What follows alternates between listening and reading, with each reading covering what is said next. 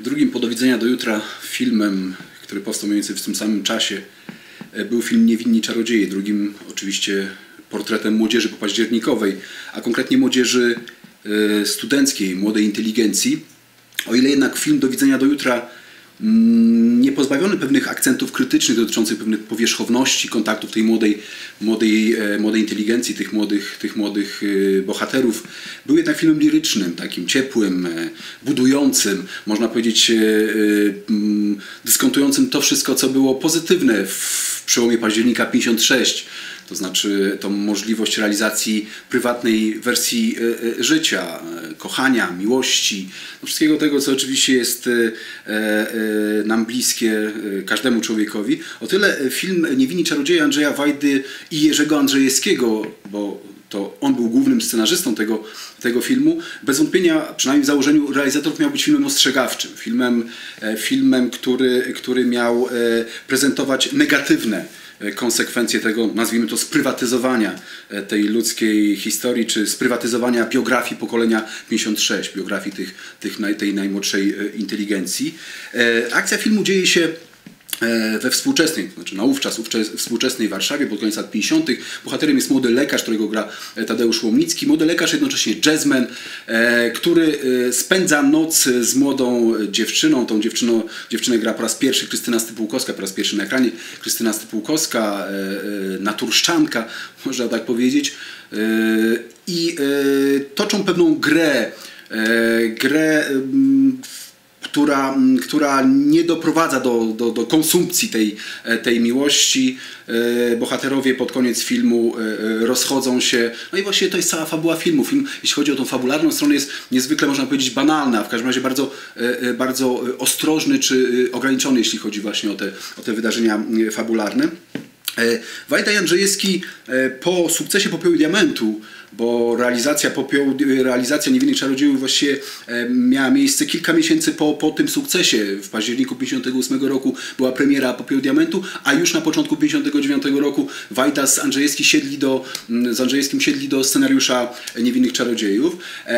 Wajda namawiał początkowo Andrzejewskiego do innych tematów. Oczywiście chciał zdyskontować ten sukces, chciał dalej współpracować z wtedy wybitnym i bardzo znanym pisarzem. Namawiał go, żeby zrealizował jeszcze taki pomysł, który się pojawił na okoliczność Popiołu i Diamentu, film o krucjacie dziecięcej, Bramy Raju. Z tego pomysłu powstała po latach jedna z najlepszych książek Andrzejewskiego, ale Andrzejewski nie miał wtedy serca do tego tematu, do przerabienia go na scenariusz. I w pewnym momencie to Andrzejewski zaproponował, żeby zrobić film o miłości. O miłości dwojgu bohaterów, którzy spędzają jedną noc, a nad ranem się rozstają właściwie na zawsze. Na zawsze, ponieważ w pierwotnej wersji Andrzejewskiego akcja miała dziać się podczas Powstania Warszawskiego i ta para bohaterów, a właściwie bohaterka, która wychodziła od mężczyzny, miała ginąć gdzieś tam na barykadzie.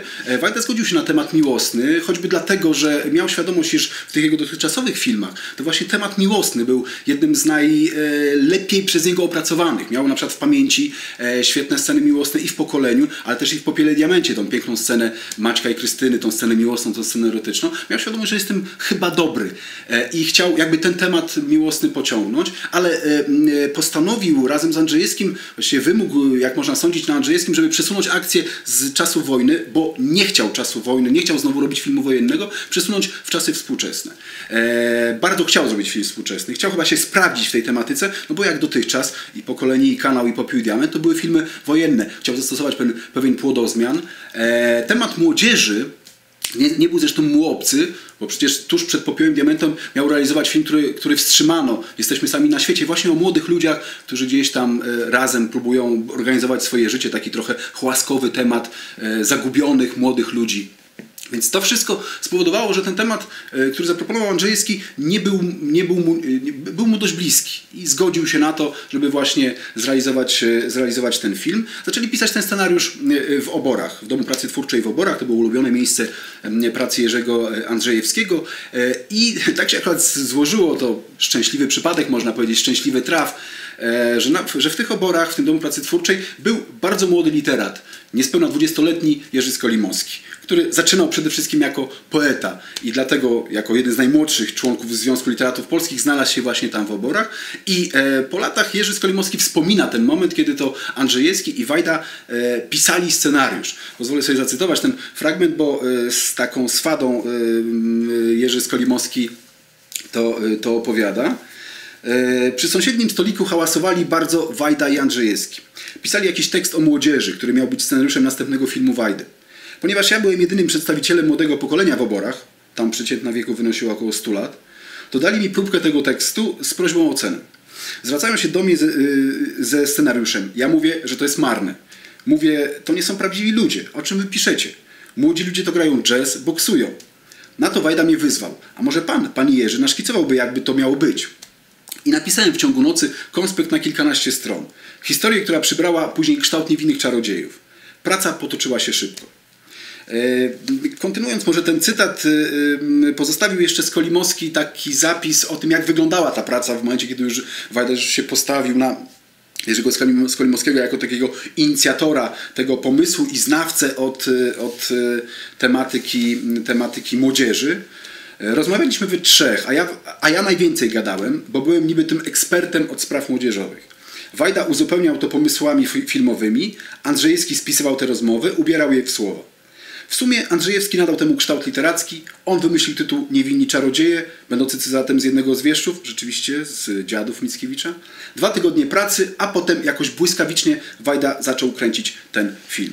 I nie da się nie dostrzec, że wkład Skolimowskiego w ten film jest dość znaczny. Nie tylko kogoś, kto, można powiedzieć, miał możliwość takiej obserwacji uczestniczącej w środowisku, w którym się obracał.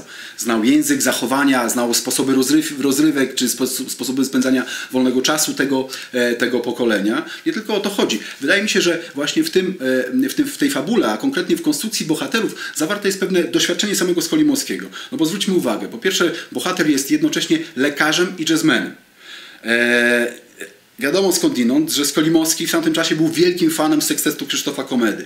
Jeździł za nim wszędzie, był, można powiedzieć, pierwszym idolem tego sekstetu, a kim był Komeda? Oczywiście jazzmenem i lekarzem. O tej drugiej profesji rzadko się może pamięta, konkretnie laryngologia, ale musiał zrezygnować z laryngologii, co jest zresztą tak na marginesie miarą jego zaangażowania w tą muzykę, że on, który właściwie miał już karierę naukową, nawet karierę naukową, nie tylko lekarską, wytyczoną, bo pracował na Akademii Medycznej w Poznaniu, zrezygnował dla niepewnej wtedy strawy, jaką była muzyka jazzowa. Skolimowski go bardzo podziwiał, w związku z tym można powiedzieć, że w tym bohaterze jest właśnie też i on. Ale w filmie pojawia się także dość silny wątek boksu, zresztą jednego z bohaterów w roli epizodycznej gra sam Skolimowski, właśnie młodego boksera.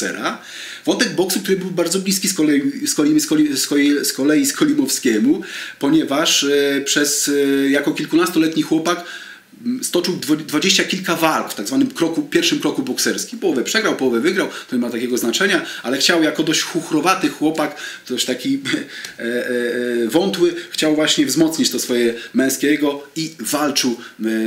I tutaj ten wątek boksu także się pojawia, dość silny i dość mocny. Wydaje się, że ta postać bohatera, tego Andrzeja, którego gra tutaj Tadeusz Łomnicki, to taka właśnie kontaminacja, takie nałożenie się z jednej strony postaci Krzysztofa Komedy, a z drugiej strony samego doświadczenia autobiograficznego Jerzego Skolimowskiego. Także tutaj tego wkładu oczywiście wydaje mi się, że przecenić się nie da.